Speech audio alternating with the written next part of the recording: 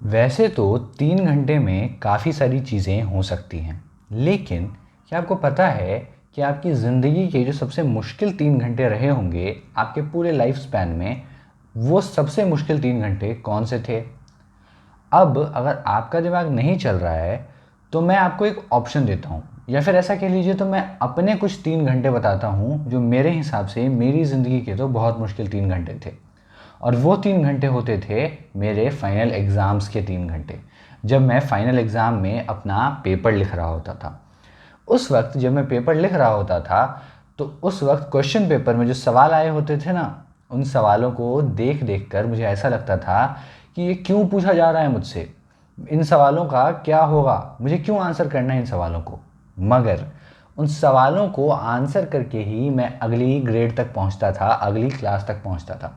इसलिए उन सवालों का कहीं ना कहीं बहुत बड़ा योगदान है। मैं जैसा भी हूँ, अच्छा हूँ, बुरा हूँ, जितना अच्छा हूँ, जितना बुरा हूँ, मुझे बनाने में, या फिर कहूँ तो उन क्वेश्चन पेपर्स का या फिर उन एग्जामिनेशंस का बहुत बड़ा रोल रहा है हम सबकी ज़िंदगी में।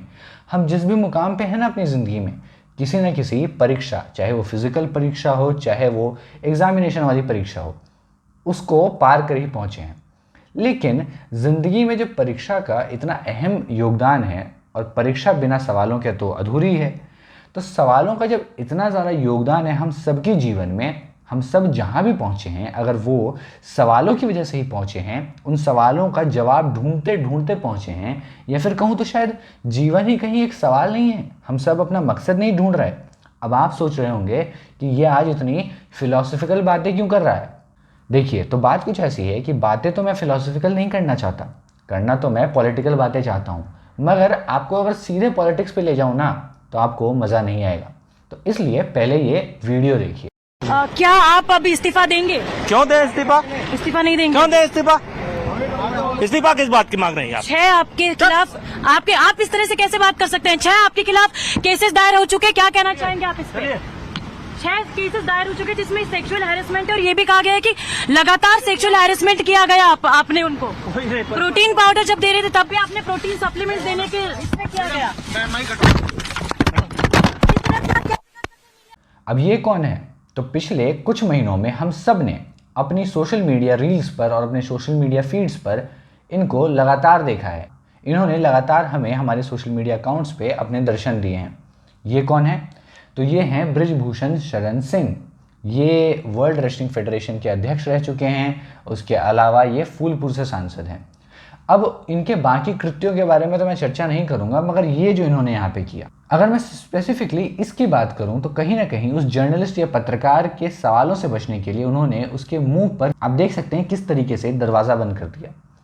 तो आप में से कुछ लोग बोलेंगे कि मुझे प्रोपेगेंडा फैलाना है, या फिर मुझे कांग्रेस से पैसे मिलते हैं इसलिए मैं ऐसी वीडियो दिखा रहा हूँ। ऐसा नहीं है।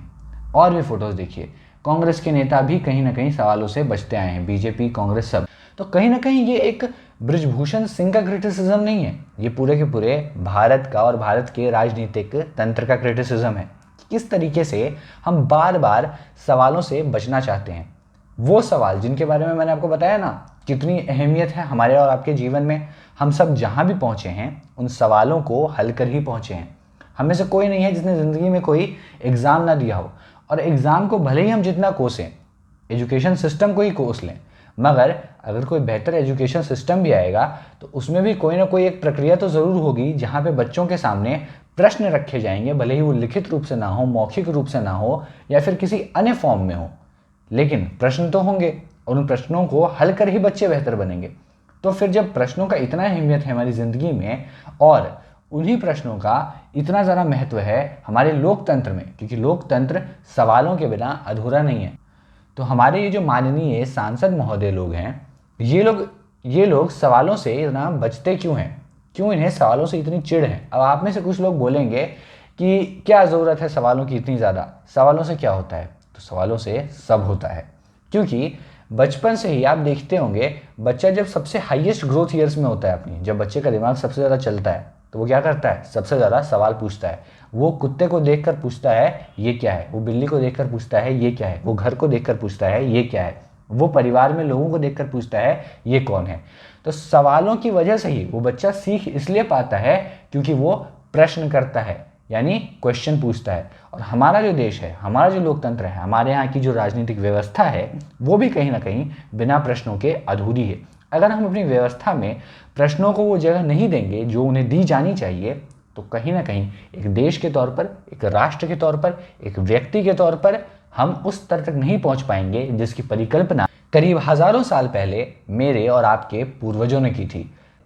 अब ये सवाल इतने ज़्यादा ज़रूरी क्यों है, या फिर इतना ज़्यादा ज़रूरी क्यों है सवाल पूछना, इसका एक और कारण है, और मेरे हिसाब से तो ये सबसे ज़्यादा इंपॉर्टेंट कारण है और हमें सवाल इसलिए पूछने चाहिए। वो है ये, यानी इवोल्यूशन, यानी विकसित होना। तो जब तक हमसे सवाल ना पूछे जाएं, जब तक हमारे सामने ज़िंदगी में सवाल ना आए, तब तक हम आप विकसित नहीं हो पाएंगे। हमें सवाल एक बेहतर विकसित इंसान बनाते हैं। लेकिन अब ये कौन तय करेगा कि सवालों की सीमा क्या होती है, या फिर किस हद तक सवाल पूछे जाने चाहिए, या फिर सवालों की कोई हद होनी भी चाहिए कि नहीं, या फिर आपका जो मन है वो पूछते जाएं। तो अगर आप मेरी माने, और चलिए मेरी ना माने, तो हमारे पूर्वजों का कुछ एग्जाम्पल लेते हैं कि उन्होंने किस हद तक सवाल किया। तो आज की तारीख में जब देश में धार्मिक रूप से इतना पोलराइज्ड माहौल है, लोग इतने ज़्यादा पोलराइज्ड हैं, तब बहुत बार कह दिया जाता है आप हमारी परंपराओं का मजाक उड़ा रहे हो, आप जो है हमारे धर्म के ऊपर सवाल खड़े कर रहे हो, सवाल नहीं पूछने हैं। हर धर्म ग्रंथ और तो और हर धर्म से जुड़े हुए जो लोग हैं वो कहीं ना कहीं बहुत ज़्यादा संवेदनशील हो गए हैं, और इसके कारण हम कहीं ना कहीं अपने जितने भी धर्म है ना, उनकी जो बेसिक फिलोसफिकल आइडियाज़ हैं उनको भूलते जा रहे हैं। और क्या है वो बेसिक फिलोसफिकल आइडियाज़? वो आइडियाज़ जिसकी वजह से इस दुनिया के तकरीबन सारे धर्म खड़े हैं। वो क्या है? सवाल पूछना। अब आप बोलोगे ये कैसी बात कर रहे हो तुम, सवाल पूछने से कैसे धर्म खड़ा होता है? धर्म तो भगवान से रिलेटेड होता है। तो देखिए, धर्म भगवान से नहीं, समाज से रिलेटेड होता है। धर्म एक समाज को समाज बनाता है। तो कहीं ना कहीं ये जितने भी रिलीजन्स हैं, एग्जाम्पल लेता हूँ मैं, सिखिज़म, गुरु नानक देव ने जब सिख धर्म की नींव रखी होगी तो वो पैदा तो सिख धर्म में नहीं हुए होंगे, वो पैदा तो हिंदू धर्म में हुए थे। उन्होंने हिंदू धर्म में कुछ खामियां देखी, उनको लगा हिंदू धर्म को जो समाज मानता है वो समाज ये चीज़ें गलत कर रहा है। तो कहीं ना कहीं इन चीज़ों को अगर मैं सुधार दूं और इन चीज़ों को अगर मैं बेहतर कर दूं तो मैं एक ज़्यादा बेहतर समाज बना पाऊंगा। और इसीलिए उन्होंने क्या किए? सवाल पूछे।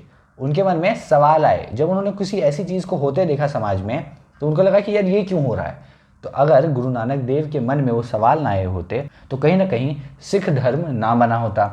उसके अलावा अगर आप बात करें बौद्ध धर्म की, तो अगर सिद्धार्थ के मन में इतने ज़्यादा सवाल नहीं आए होते जीवन के बारे में, जीवन को लेकर के, कि जीवन में क्या मकसद है हमारा, इतना सब करके हम कहाँ जाएंगे, और समाज की जो कुरीतियाँ हैं वो क्यों हैं, तो कहीं ना कहीं वो शायद बिहार आकर के नेपाल से महाबोधि वृक्ष के नीचे बैठे ना होते और सिद्धार्थ गौतम बुद्ध ना बने होते, और तो और पूरी दुनिया में जो बुद्धिज़्म की फ़िलॉसफी है वो एडवोकेट ना हुई होती।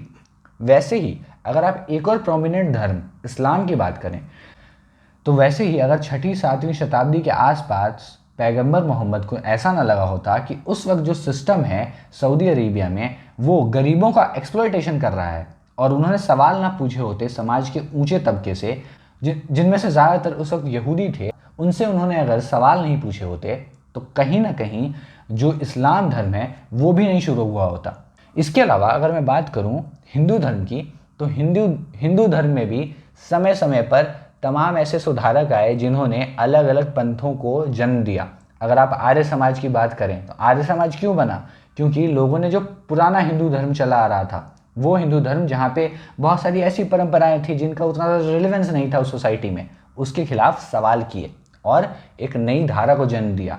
तो कहीं ना कहीं उसके अलावा अगर आप भक्ति मूवमेंट देखें तो उसका इतिहास, तो हर जगह शंकराचार्य को देखें तो उनका इतिहास, हमारे इतिहास में, धर्मों के इतिहास में सवालों की सबसे ज़्यादा अहमियत रही है। अगर ये सवाल नहीं होते ना, ये जो क्वेश्चन मार्क आपको यहाँ दिख रहा है, ये क्वेश्चन मार्क अगर नहीं होता तो कहीं ना कहीं ये सारे धर्म ना होते, हम सब उन धर्मों को मान ना रहे होते। तो हमारे जो धर्मों की बेसिक फिलॉसफी है ना, वो एक बेहतर समाज बनाना है। और बेहतर समाज बनाने के बारे में हम सबके पूर्वजों ने कैसे सोचा? हम सबके धर्मों की जो शुरुआत हुई, उसको शुरुआत करने वाले लोगों सवालों के माध्यम से उन्होंने सवाल करना शुरू किए, और हम और आप उन्हीं सवालों को हल करके हमारे पूर्वज विकसित होते थे, इवॉल्व होते थे।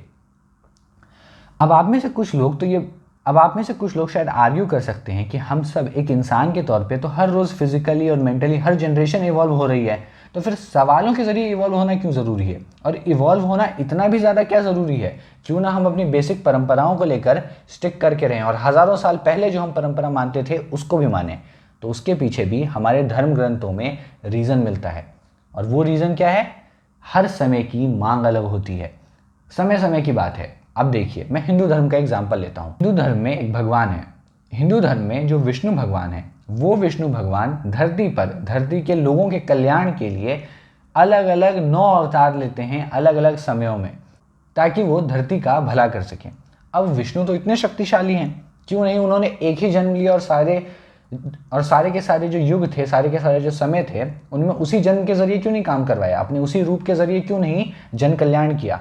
ऐसा इसलिए नहीं हुआ क्योंकि उनको पता था, हमारी जो फिलॉसफी है ना, धार्मिक फिलॉसफी, वो जानती है कि इस वक्त में ये इंसान सही है इस काम के लिए, और उस इंसान को अगर हमने इवॉल्व नहीं किया ना अगले युग में, तो वो कहीं ना कहीं इररिलेवेंट हो जाएगा। जैसे कि मैं एक एग्जांपल लेता हूँ रामायण और महाभारत का। इन दोनों ही एपिक्स में अगर आप देखें तो विष्णु के 2 अवतारों की बात की गई है, राम और कृष्ण। तो आप देखिए, रामायण का जो युग था, जो त्रेता युग था, तो त्रेता युग में कहीं ना कहीं विलन जो था ना, वो रावण जैसा था। वो विलन था जिसने सीता माता को छुआ तक नहीं अपने पास रखने के बावजूद। तो वैसे विलन के लिए राम जैसा इंसान चाहिए था, जो कि मर्यादा पुरुषोत्तम हो, जो कि शांत हो, जो कि शालीन हो, जो कि छल कपट के बारे में सोचे भी ना, जो कि सिर्फ सत्य की राह पे चले।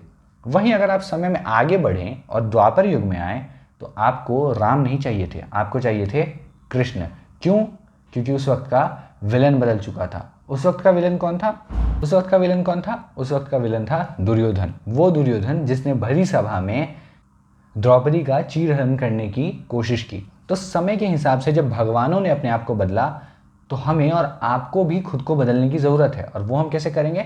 सवालों के ज़रिए। यानी इवोल्यूशन बिना क्वेश्चंस के पॉसिबल नहीं है। जब तक आप सवाल नहीं पूछेंगे, तब तक आप बेहतर इंसान नहीं बनेंगे, तब तक आप सफल नहीं बनेंगे। तो कहीं ना कहीं ये सारी चीज़ें जो मैंने आपको धर्मों से रिलेट की, वो पॉलिटिक्स पर भी एप्लीकेबल है।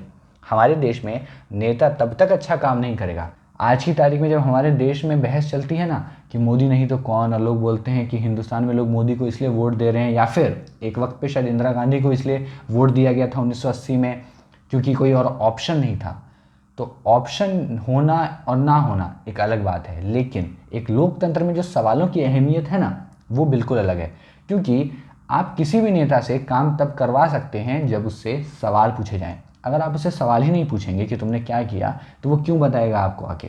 तो कहीं ना कहीं हमारी जो लोकतांत्रिक व्यवस्था है, उसमें आपको और मुझे, हम दोनों को सवालों की अहमियत को समझना पड़ेगा और सवालों पे जोर डालना पड़ेगा, एम्फेसिस डालना पड़ेगा बेहतर सवाल पूछने के लिए। क्योंकि अगर हम सवालों से बचेंगे और इस तरीके से अपने नेताओं को, और ये सिर्फ एक एग्जाम्पल है, ऐसा पहली बार नहीं हुआ, या फिर ये ऐसा नहीं है कि सिर्फ बीजेपी के लोग ऐसा करते हैं, कांग्रेस के भी लोग ऐसा करते हैं।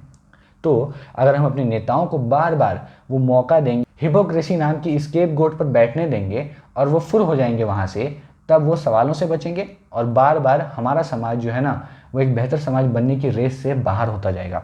तो अगर आप सचमुच में इवोल्यूशन और समाज को ज़्यादा बेहतर बनाना चाहते हैं, अगर आप सचमुच में इवोल्यूशन के ज़रिए खुद भी इवॉल्व होना चाहते हैं और समाज को भी इवॉल्व करना चाहते हैं, और साथ ही साथ हमारे देश का जो पॉलिटिकल सिस्टम है उसको इवॉल्व करना चाहते हैं, इवोल्यूशन को हिंदुस्तान का हिस्सा बनाना चाहते हैं, तो सवालों पे जोर डालिए, सवालों पर जोर डालने की कोशिश कीजिए। जितने हो सके ना उतने सवाल पूछिए, क्योंकि इस दुनिया में हर इंसान को अपना येस मैन चाहिए होता है, जो कि उससे सवाल ना पूछे।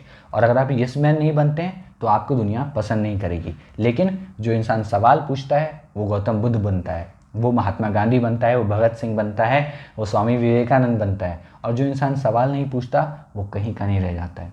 तो इसलिए ज़िंदगी में सवालों पर जोर डालना बहुत ज़रूरी है, और इस देश के विकास के लिए, राजनीतिक विकास के लिए, सांप्रदायिक विकास के लिए हर जगह पे सवालों की बहुत ज़्यादा महत्वता है। और हम आते भी हैं तर्कशास्त्र की परंपरा से। तो इसी नोट पर नज़रिया का ये एपिसोड मैं ख़त्म करके जा रहा हूँ। मुझे पूरी उम्मीद है कि नज़रिया का ये एपिसोड आपको समृद्ध कर पाया होगा। मैं आगे भी लौटूंगा ऐसे ही एपिसोड्स के साथ, तब तक देखते रहें नज़रिया।